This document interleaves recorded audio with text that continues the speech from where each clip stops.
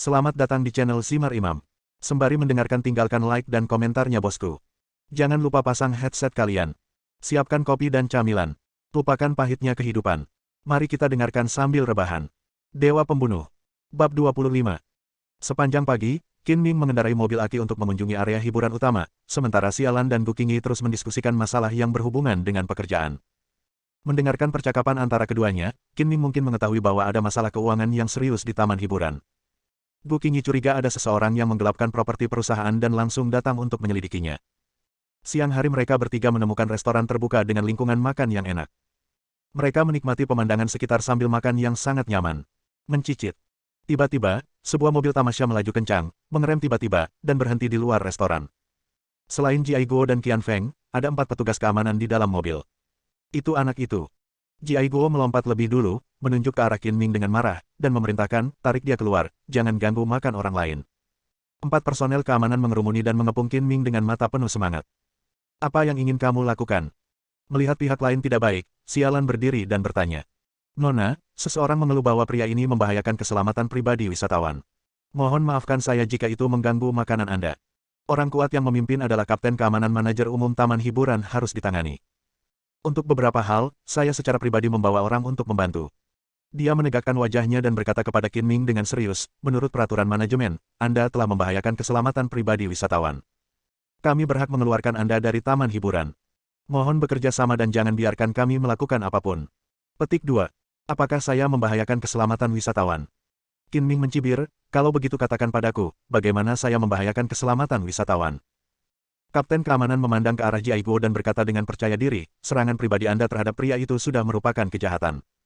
Keputusan kami untuk mengeluarkan Anda dari taman bermain adalah keputusan yang ringan. Jangan bersyukur.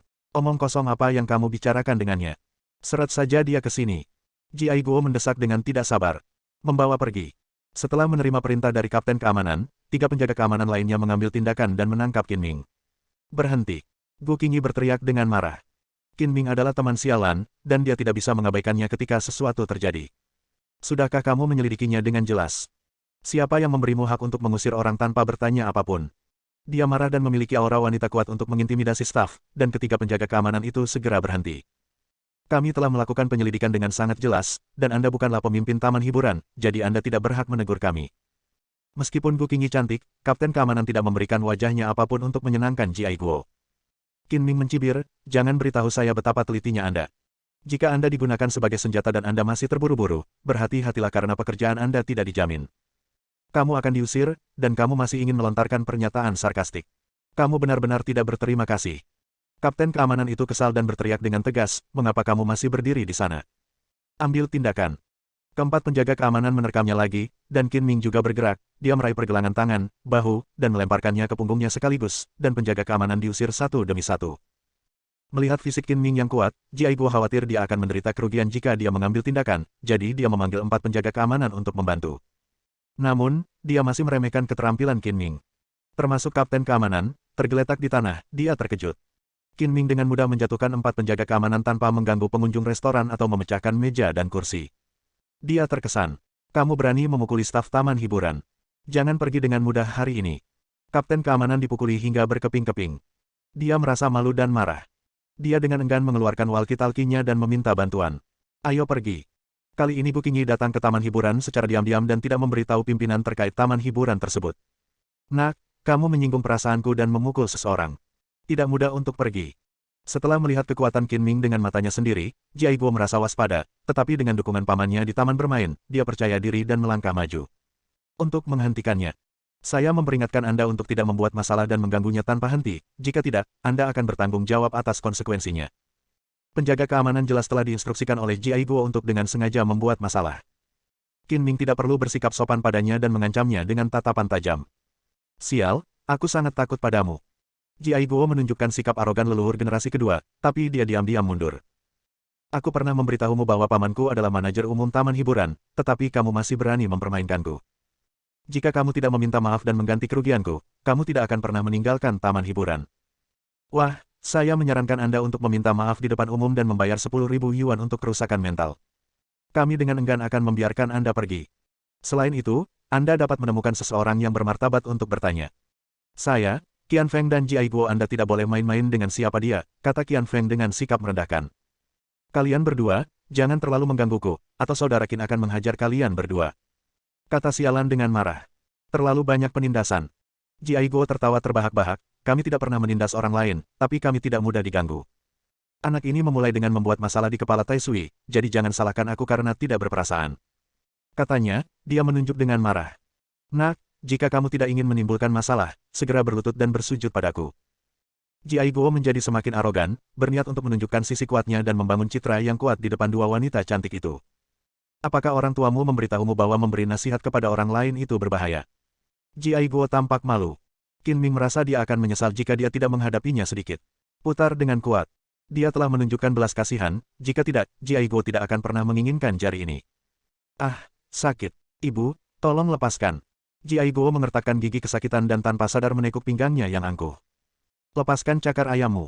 Dalam keputusasaan, Qian Feng mengambil kursi plastik dan dengan kejam melemparkannya ke lengan Qin Ming. Bang! Qin Ming meraih Ji Aiguo dan mendorongnya keluar. Kursinya jatuh dan mengenai Ji Aiguo. Ji Aiguo menjerit lagi, benjolan besar tiba-tiba menonjol di kepalanya, dan dudukan plastiknya pecah. Dia mengeluh, aku sakit sekali sampai mati. Jika kamu memukulnya dengan hati-hati, kamu akan membunuhku. Maaf, aku mencoba membantumu karena kebaikan. Qian Feng sedikit malu karena menyakiti salah satu temannya, dan menyalahkan Qin Ming. Ini semua salah anak ini. Jika kamu punya dendam, temui dia. Qin Ming dengan sinis berkata, saya tidak takut pada lawan yang seperti dewa, tapi saya takut pada rekan satu tim yang seperti babi. Saya tidak memahaminya sebelumnya, tetapi akhirnya saya mengerti apa artinya hari ini. Sialan, kamu masih berani mengucapkan kata-kata sarkastik. Qian Feng sangat marah. Dia benar-benar ingin menamparkan Qin Ming 2 kali, tapi dia tidak berani melakukannya. Saat ini, 7 atau 8 petugas keamanan melaju dengan truk baterai. Qian Feng melihat bala bantuan dan berteriak dengan keras, apa yang kamu lakukan untuk mendapatkan makanan? Kamu bertingkah seperti ini. Pelan-pelan, cepat dan taklukkan preman ini. Ini anak ini. Ambilkan untukku dan bawa dia ke ruang keamanan untuk dibuang. Setelah istirahat sebentar, rasa sakit kapten keamanan mereda dan dia berteriak, hati-hati, anak ini punya 2 trik, ayo kita berkumpul. Sebelum mobil Aki berhenti, 6 atau 7 penjaga keamanan yang membawa tongkat karet melompat turun satu demi satu dan menerkam Qin Ming. Berhenti, semuanya, seseorang akan menghukummu nanti. Insiden itu semakin keras, dan semakin banyak turis berkumpul untuk menonton. Gu Qingyi tidak memahami Qin Ming, jadi dia takut dia akan menderita kerugian dan harus melakukannya turun tangan untuk menyelesaikan masalah, jadi dia meminta sialan menelepon perusahaan hiburan. Hukum kami, kamu pikir kamu adalah kekasih dari bos taman hiburan. Kapten keamanan mengetahui identitas Ji Aiguo, dan manajer umum taman hiburan mendukungnya, jadi dia tidak takut. Dia bukan kekasih pamanku. Jika dia menginginkannya, dia adalah kekasihku. Ji Aiguo sangat marah setelah dipukuli hingga dia secara tidak sengaja mengungkapkan pikiran kotornya. Patriot, kamu tidak bisa menyimpan hal-hal baik untuk dirimu sendiri. Kamu harus membaginya dengan saudaraku, kata Qian Feng sambil tersenyum cabul. Petugas keamanan menutup telinga terhadap teriakan Gu Qingyi dan menyerang Qin Ming bersama-sama. Namun, mereka semua terjatuh dan meratap di semua tempat. Mengapa Anda tidak memanggil polisi? Dalam waktu kurang dari 1 menit, 7 atau 8 penjaga keamanan yang baru tiba juga tergeletak di tanah. Kapten keamanan tercengang. Begitu banyak orang yang tidak bisa berbuat apa-apa terhadap Qin Ming, satu-satunya jalan yang tersisa adalah meminta bantuan polisi. Sekelompok pengecut, idiot, bodoh. Teriak Ji Aiguo. Taman bermain itu adalah wilayah pamannya, yang setara dengan halaman rumahnya sendiri, tapi dia tidak bisa menangani Qin Ming tahu bahwa dia tidak akan bisa bergaul dengan lingkaran tuan muda di kota Donghai. Kapten keamanan mengeluarkan ponselnya dan sedang menunggu Ji Aiguo memberitahunya apakah akan menelepon polisi ketika dia menerima telepon dari manajer keamanan. Manajer Wang. Chang Mao, apa yang kamu lakukan untuk mendapatkan makanan? Kamu memperhatikan seekor anjing. Kamu menyerang turis secara acak tanpa melihat dengan jelas. Apakah kamu ingin melakukannya lagi? Sebelum kapten keamanan dapat mengatakan apapun, manajer Wang di ujung sana telepon itu memarahinya. Chang Mao penuh dengan keluhan dan berargumentasi tidak yakin, manajer Wang, Anda meminta saya untuk membantu Tuan Ji, mengapa Anda malah memarahi saya? Sangat mudah untuk memarahi Anda. Jika saya terlibat, kapten Anda harus berhenti melakukannya. Manajer Wang sepertinya telah menggunakan narkoba. Salah satu turis yang Anda pimpin untuk mengepung adalah Tuan Gu, presiden kelompok itu. Minta maaf segera, apapun itu. Anda harus menggunakan metode apapun untuk membujuk Tuan Gu. Jika dia ingin mengejarnya, berkemas dan keluar. Presiden kelompok, Gu Qingyi. Wajah Chang Mao langsung menjadi lebih jelek daripada menelan bangkai tikus, dan keringat dingin mengucur di dahinya. Sial, awalnya saya ingin menjilat Tuan Ji dan menjalin hubungan dengan manajer umum taman hiburan, Tetapi pada akhirnya saya menyinggung atasan langsung manajer umum, yang benar-benar merupakan nasib buruk selama 8 kehidupan. Chang Mao hanya melihat foto Gu Qingyi, dan karena Gu Qingyi selalu memakai kacamata hitam, dia tidak mengenalinya, apalagi berharap Gu Qingyi bisa datang ke taman hiburan dan menemuinya. Tuan Gu, saya minta maaf. Saya tidak tahu itu Anda. Anda tidak peduli dengan kesalahan rakyat kecil. Anda, Perdana Menteri, dapat mendukung perahu itu. Jangan seperti saya. Saya harap Anda menjadi mulia dan tidak menganggap saya bertanggung jawab. Saya berjanji untuk bekerja keras di masa depan. Jangan membuat kesalahan yang sama lagi. Chang Mao berjalan cepat, mengangguk dan membungkuk kepada Gu Qingyi untuk meminta maaf. Ini, lagu yang mana ini? Ji Aigo tidak tahu kenapa dan berteriak, apakah kepalamu ditendang oleh keledai? Panggil semua penjaga keamanan di taman bermain secepat mungkin. Aku tidak tahu. Percayalah. Aku tidak bisa menghadapi anak ini. Bab 26. Sebagai kapten keamanan, Anda berani menyalahgunakan kekuasaan Anda dan menginstruksikan penjaga keamanan untuk memukuli turis. Tahukah Anda seberapa besar dampak negatif dan kerusakan yang ditimbulkannya terhadap taman hiburan? Kata Gu Qingyi dengan wajah cantik, sedingin es, dan dengan tegas menegur, kamu melakukan hal yang salah. Kamu harus dihukum, tidak peduli seberapa banyak kamu mengakui kesalahanmu. Tuan Gu, saya tahu saya salah. Tolong beri saya kesempatan lagi. Chang Mao memohon dan mengeluh dalam hatinya, ini semua salah Tuan Ji. Jika bukan karena dia, bagaimana saya bisa melakukan hal seperti ini dan saya tidak akan bisa mempertahankan pekerjaan saya. Saya benar-benar tidak menangkap rubah tetapi mendapat masalah. Peluang didapat sendiri, bukan dengan meminta amal kepada orang lain. Gu Qingyi terlalu malas untuk memperhatikan Chang Mao lagi dan pergi, diikuti oleh Qin Ming dan Sialan.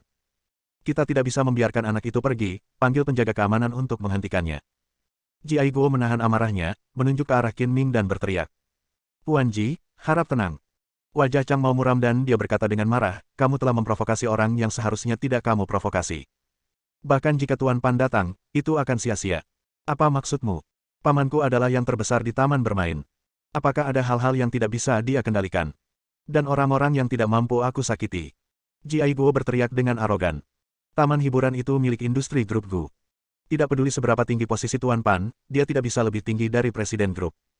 Chang Mao menoleh untuk melihat punggung anggun Gu Qingyi, itu adalah Gu Qingyi, Presiden dari Grup Gu. Anda tidak mendengarkan. Apakah Anda menyebutkan namanya? Gu Qingyi, apakah dia Gu Qingyi, salah satu dari 4 wanita cantik di kota Donghai? Saya akhirnya bertemu dengannya, dan dia benar-benar layak atas reputasinya. Mengetahui bahwa kecantikan yang dia kejar selama ini adalah Gu Qingyi, Ji Aigo untuk sementara melupakan amarahnya, menjadi sangat bersemangat, dan berlari mengejar. Qingyi, tolong tetap di sini. Pantas saja kamu bisa begitu cantik dan menawan hanya dengan memperlihatkan separuh wajahmu. Ternyata itu adalah Gu Qingyi, Dewi Bisnis Kota Donghai. Sepertinya kita ditakdirkan untuk bertemu dengannya dari jarak ribuan mil. Qian Feng dengan matanya yang bersinar, dia juga mengejarnya. Kedua lalat ini benar-benar menjengkelkan, dan mereka terus mengganggu satu sama lain. Sialan tampak jijik, memegang lengan Gu Qingyi dan melaju kencang, langsung menuju mobil tamasya baterai. Kalian masuk ke mobil dulu, dan aku akan mengusir kedua lalat ini agar tidak merusak mood perjalanan. Berhenti. Qin Ming berbalik dan berteriak pada Ji Aigo yang berlari ke arahnya, saya menanam pohon ini dan melewati jalan ini. Saya ingin lewat sini dan meninggalkan uang untuk membeli jalan. Pergilah, tirulah bandit, dan otakmu sedang dalam masalah. Ji Aigo memarahi dengan keras, aku tidak punya niat untuk memperhatikanmu sekarang. Aku akan menyelesaikan masalah ini denganmu nanti. Jika kamu tidak meninggalkan uang untuk membeli jalan, jangan pernah memikirkannya. Melihat Ji Aigo berlari melewatinya, Qin Ming mengulurkan kakinya dan membuat batu sandungan postur anjing yang sedang mengunyah kotoran. Melihat Ji Aigo terjatuh, Qian Feng tidak bermaksud melangkah maju untuk membantunya, melainkan berjalan berkeliling dan terus mengejar Gu Qingyi. Mau kemana? Kamu harus berbaring juga. Qin Ming dengan cepat menghindar, mengulurkan tangan dan meraih Qian Feng, dan mengusirnya. Qian Feng merasakan seluruh tubuhnya terbang secara diagonal, dan memukul Ji Aigo dengan keras. Aku akan menidurimu, Paman. Sial, kamu berani memukulku, apa kamu tidak sabar? Ji Aigo dan Qian Feng dipukuli hingga berkeping-keping. Mereka sangat marah hingga tidak peduli dengan karakter moral mereka dan mengumpat dengan keras. Jaga kebersihan mulutmu, tahukah kamu bahwa masalah akan datang dari mulutmu? Qin Ming mencengkeram bagian belakang leher kedua orang itu, seperti ayam. Seperti membawanya ke tempat sampah di pinggir jalan. Aku hanya ingin mengatakan, jika kamu bisa melakukan apa saja, jangan membuat keributan. Jika kamu mengutuk lagi dan bergerak lagi, aku akan memasukkan kalian berdua ke tempat sampah. Ji Aigo dan Qian Feng takut dibuang ke tempat sampah, yang akan sangat memalukan dan dibuang ke rumah nenek mereka, jadi mereka buru-buru tutup mulut dan berhenti meronta. Kemarilah. Qin Ming menoleh ke Kapten Keamanan Chang Mao dan berteriak. Lebih dari selusin penjaga keamanan bukan tandingan Qin Ming. Chang Mao waspada, jadi dia berjalan mendekat dan berkata sambil tersenyum, "Tuan, apa perintah Anda?" "Tahan mereka, dan jika mereka berani bergerak, buang ke tempat sampah." "Ini, apakah ada masalah?" Qin Ming melotot dan menembakkan dua sinar dingin yang tajam. "Tidak, tidak masalah." Chang Mao bergidik ketakutan dan segera mengikuti instruksi Qin Ming. Qin Ming berkata dengan tegas, "Awasi aku, jika tidak, kamu juga akan menjadi sampah." Chang Mao mengangguk berulang kali, "Ya, ya." Setelah menunggu beberapa saat, Qin Ming menghilang ke kerumunan, dan Chang Mao diam-diam melepaskan Ji Guo dan Qian Feng. "Kalian berdua tuan muda, saya minta maaf. Saya terpaksa tidak melakukan apapun." "Tidak, dia ayahmu, bagaimana menurutmu?" Ji Guo sangat marah dan menamparkan wajah Chang Mao. "Dia memintamu untuk mati, kenapa kamu tidak pergi?" Qian Feng mengangkat lengannya dan menamparkan sisi lain wajahnya. Chang Mao menutupi pipinya yang merah dan bengkak dan tidak berani berbicara dengan marah. "Kenapa kamu masih berdiri di sana? Kamu punya waktu 1 menit untuk memanggil semua penjaga keamanan, atau berkemas dan keluar." "Sekelompok idiot dan pengecut. Ada begitu banyak orang yang tidak bisa mengalahkan satu orang. Apa gunanya kamu?" Ji Guo dan Qian Feng adalah generasi kedua dari Playboy. Mereka terbiasa makan, minum, bersenang-senang, dan mendominasi. Jadi mereka menendang Chang Mao beberapa kali. "Ya, saya akan segera pergi." Chang Mao berbalik dan pergi, sambil mengutuk dalam hatinya, "Malai ada di sebelah. Saya bekerja untuk Anda, tetapi pada akhirnya saya tidak mendapatkan keuntungan apapun, tetapi diperlakukan sebagai karung tinju, aku tidak akan melayanimu lagi." Saat ini, Qin Ming telah menghilang. Ji Guo dan Qian Feng tidak berani mengejar ketinggalan, dan siap mencari lebih banyak pembantu untuk membalas rasa malu mereka sebelumnya. Kemana dia pergi? Chang Mao pergi dan tidak pernah kembali. Ji Guo menjadi tidak sabar dan menelepon pamannya Pan Jingde. "Paman, tolong cepat panggil semua penjaga keamanan di area pemandangan. Saya ingin mengajari seorang anak yang tidak tahu bagaimana hidup atau mati." "Guo, berhentilah bermain-main dan bermalas-malasan sepanjang hari daripada melakukan pekerjaanmu. Jika aku tahu kamu menyebabkan masalah bagi orang-orang di sekitar Tuan Gu, aku tidak akan meminta siapapun untuk membantumu." "Paman, tidak apa-apa jika kamu tidak membantuku, mengapa kamu memarahiku?" kata Ji Guo tidak puas. "Ada beberapa hal yang tidak kamu mengerti. Apakah menurutmu Tuan Gu datang ke taman hiburan untuk bermain? Dia pemabuk yang tidak peduli dengan minuman keras. Tetaplah di sini dan jangan membuat masalah bagiku. Saya seperti seorang Buddha yang menyeberangi sungai, dan saya tidak dapat melindungi diri saya sendiri." Setelah menutup telepon Ji Guo, Pan Jingde memutar nomor. "Tuan muda, Gu Qingyi datang ke taman hiburan untuk menyelidiki secara diam-diam. Jika dia benar-benar ditemukan pada saya khawatir hidup saya akan berakhir. Apakah menurut Anda saya harus mengambil tindakan?" Setelah hening beberapa saat, suara seorang pemuda terdengar dari ujung telepon yang lain. "Apakah fasilitas taman bermain baru-baru ini diperiksa? Apakah akan ada kecelakaan? Jika terjadi kecelakaan, personel terkait harus bertanggung jawab secara ketat, tidak akan pernah mentolerirnya." "Tuan muda, apa maksudmu?"